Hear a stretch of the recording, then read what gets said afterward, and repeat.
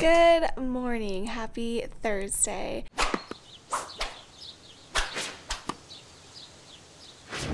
It's been a whole week that we've been in school now, and I'm probably not gonna be able to film very much today, mainly just because I'm looking at the time on my memory card, and I don't have the big memory card on my camera, and this memory card is only at 39 minutes, which means I literally only have 39 minutes of filming, and I have a feeling like 39 minutes in actual filming is probably less. So anyway, I might have a very short clips today, and then I'll finish it tomorrow, but I just want to catch you guys up on everything that's been going on this week. It's been a crazy busy week. This year I'm really trying to kind of just separate my work and my home life a lot more, and just know when to quit. I have a very hard time of stopping when I'm not completely done, and I feel like a lot of people are like that, but I'm trying to this year just give myself a time limit, and if I'm not finished, just go home. So that's something I'm really trying to work on this year, to leave by 4:15, 4:30 every day, and I've been pretty good about it so far. I haven't left past 4:30. I did on Friday, but I just had a lot of stuff going on Friday. I think I vlogged that day, and it was just a crazy day, trying to get ready for this week, but I'm kind of getting ready for next week already, and I feel good about it. So I wrote a list of things I was gonna talk about. First being my library. So I was gonna update you guys on the library situation. So I was wondering what I was gonna do about labeling the books and whether or not I was gonna label them. And the first day I let the kids use the library, I didn't teach them how to use the library because I wasn't expecting them to use the library, and then we just had a couple extra minutes, and it was just easy to tell them to go grab a book. So anyway, I decided to label them with letters. Every bucket has a letter. I'll go show you in a second, but every bucket has a letter, and then every book has a letter. Actually, this one has it up in the corner. So this one is from bucket B. So that's how they're going to be organized, and the kids have had a pretty easy time putting them away so far. So super excited about that. And these kids are the best cleaners I've ever had in terms of the kids. Literally, I'm gonna show you the room right now, and yes, the janitors have come in, but this is exactly what it looked like when we left yesterday. They are so good about cleaning and just putting everything back, and I think that's a lot of expectations and teaching them. I'm a big believer, if you teach your kids how to take care of the classroom and treat the classroom and clean up the classroom really well from the start, they're going to do that, forever, and they know your expectation of how they want the classroom. So this is how it was left. It is pretty much spotless. There was nothing on the floor. They cleaned all the tables with paper towels and a little bit of water. They even organized these things by color. I walked over and the kids were just putting these in color, and I was like, okay, that works. They just really have shown that they take pride in our classroom, which makes me so excited. So that, and then my library, I can show you. I haven't quite finished it yet. I still have 3 books, or 3 book bins that need 3 book bins that need to be finished. But this is what it looks like so far. So each bucket has a letter, and then all the books in that bucket have a letter, and then we do have this bucket in the back for any books that don't know where they go, which at this point they should know where they go because they have a letter. So yeah, I just need to finish this one, and this bucket, and then it'll be completely finished. I also forgot that I have this little cubby back here that I can keep stuff in. So I have all of the next workbook for our math curriculum. I shoved those way back in there, which is really nice because I didn't have a place to put them, because I have the other workbooks in this cabinet, all of these. So because we got I think it's 2 workbooks per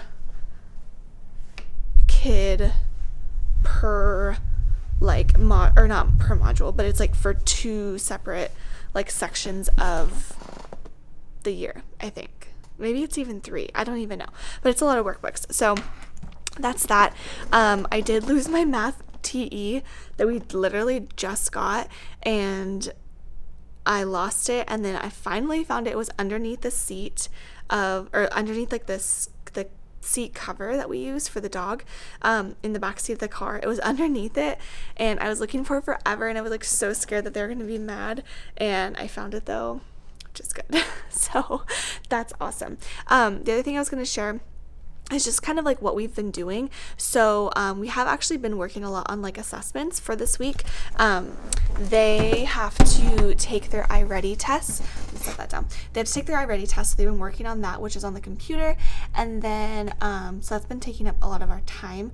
But we've also been doing math lessons. So we just go through a math lesson a day.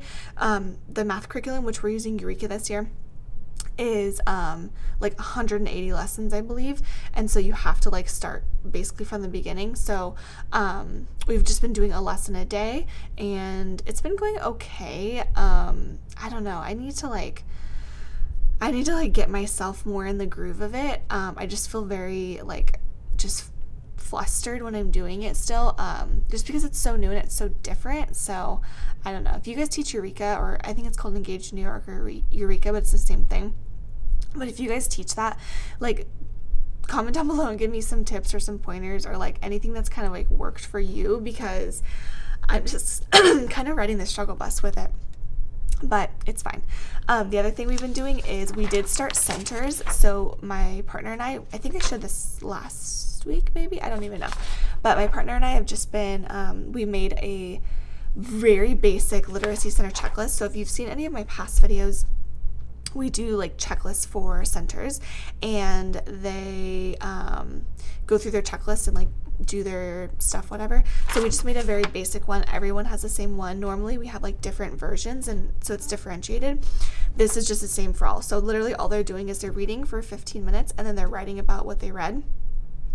They are doing some word work. So they do this 3-column note page, and it has a word, a very basic sight word. They use it in a sentence, and then they draw a picture that like goes with the sentence.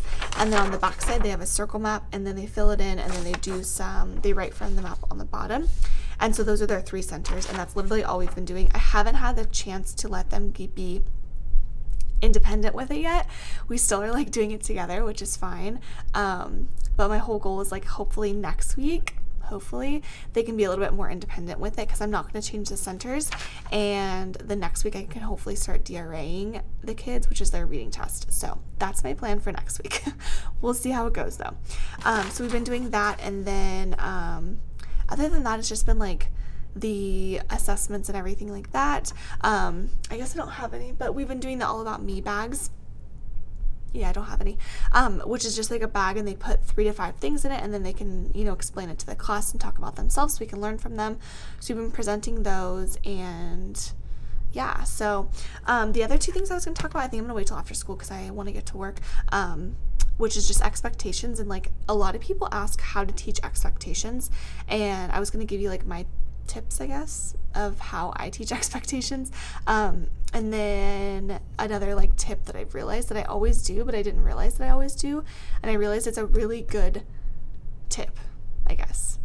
I don't know. So I'm gonna catch up with you guys after school today. I'm gonna have a great day. I got Starbucks on the way to school this morning. I got black tea and passion tea, half and half, and then no sweetener. I don't like sweetener in my tea. I am doing Whole30. I'm on day, oh shoot, like 12 maybe? Day 12 or something? I don't even know. I'm getting like close to halfway. It's been pretty easy so far. There's only been one day where I was like, ugh. But it's been pretty easy so far, and I'm feeling good. So got some tea, and I'm gonna have a great day. So I'll catch you guys later. All right, I was about to say good morning, and it's not good morning. It's actually Friday afternoon, and it's already 4:20. I literally just got back in my classroom. We've been doing like our Friday afternoon PLC time since after school today. So just got in my room, and I need to get like a couple things done. I think I'm like pretty much ready for next week. I did my plans earlier this week, like on a random day, and I'm really glad that I did.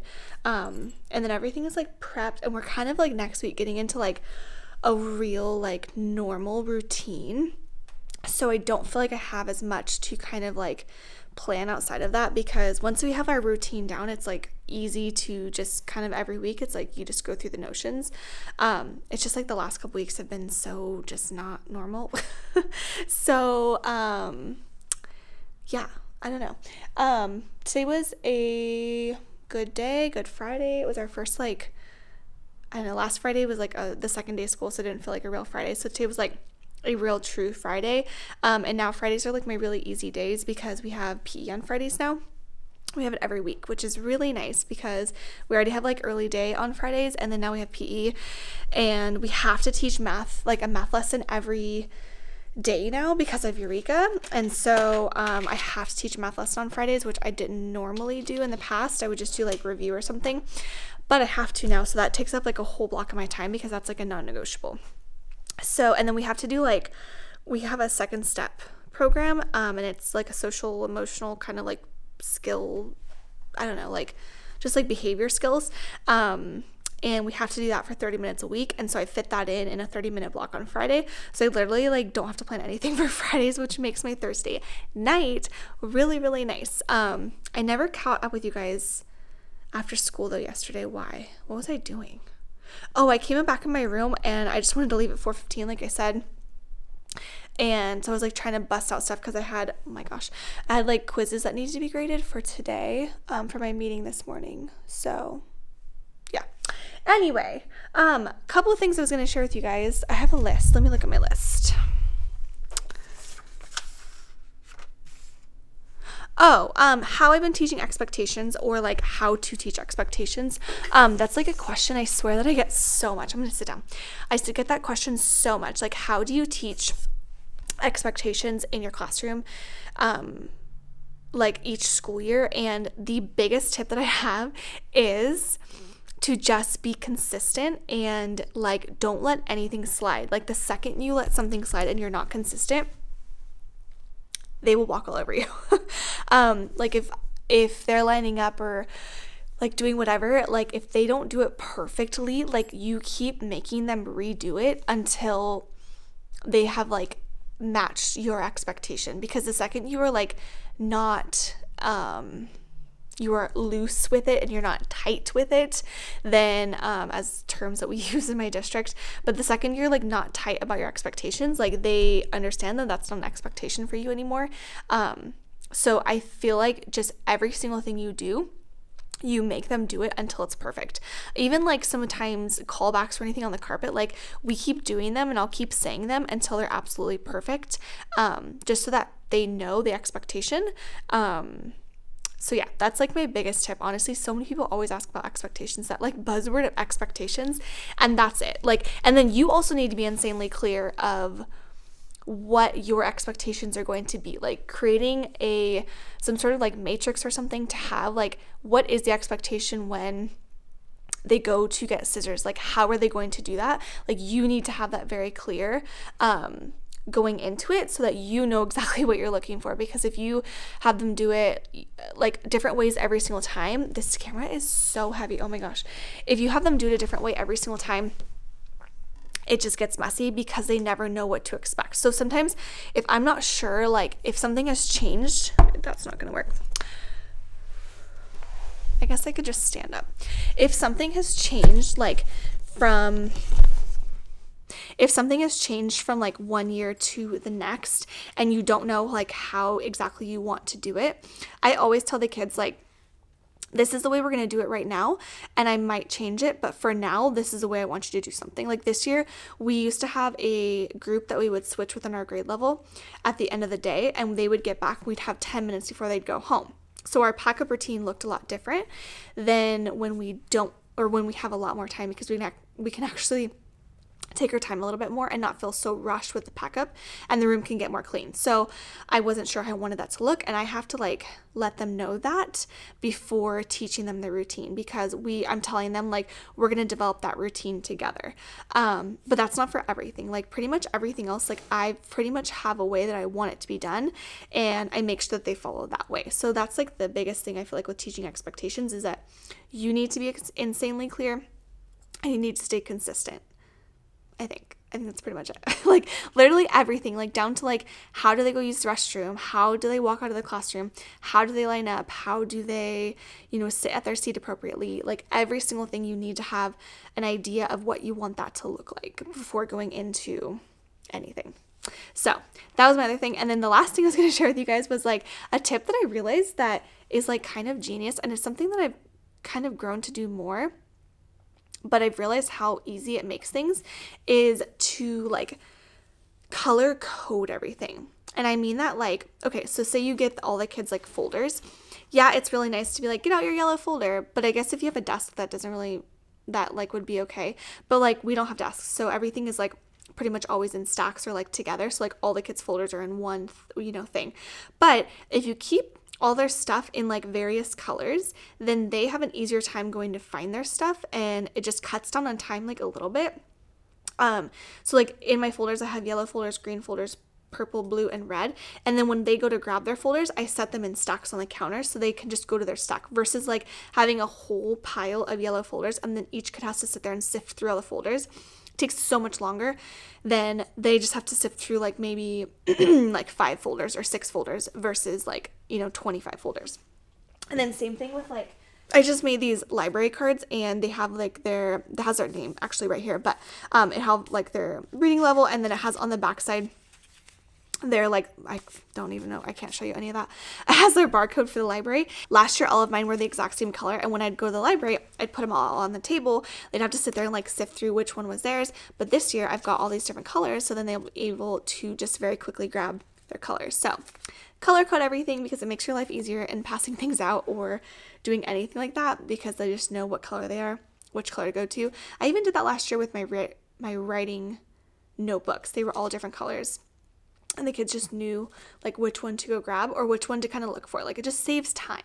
Every like precious minute you can save, you have to save your time, because it's precious time that can't be wasted. So I'm going to get my stuff done and hopefully head home. I'm going to try to leave here at like 5. I have 30 minutes right now to kind of just get stuff done in my own classroom. So I hope you have a good week, because it probably won't be uploaded. I don't know actually when this will go up. So I hope you have a good week or a weekend, depending on what day it is. And I hope your school year is going great. If you haven't started yet, I hope it starts great. I know some people don't start till after Labor Day, which is crazy, because we'll already have been in school for like a month at that point. But yeah, so I hope everything's going good, and I will catch you guys next week at some point. Bye guys.